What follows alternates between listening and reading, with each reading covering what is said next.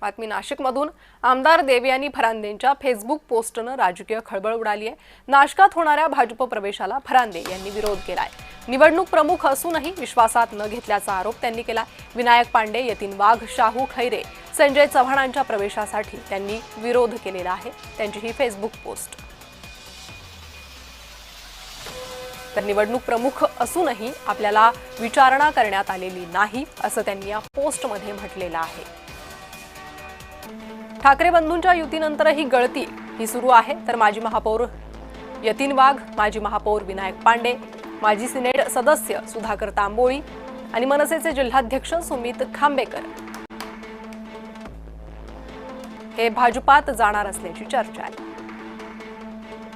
ठाकरे बंधूंच्या युतीनंतरही या दोन्ही पक्षातील गळती।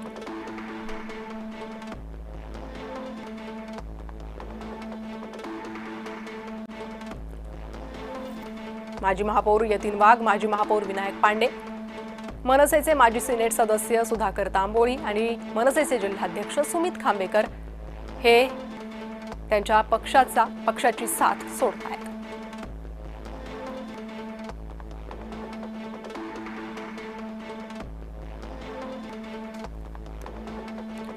तर ठाकरे बंधूंनी युती घोषित केली, त्यानंतर कुठेतरी दोन्ही पक्षांमधील कार्यकर्त्यांमध्ये, पदाधिकाऱ्यांमध्ये उत्साह संचारला असल्याचं बोललं जात होतं।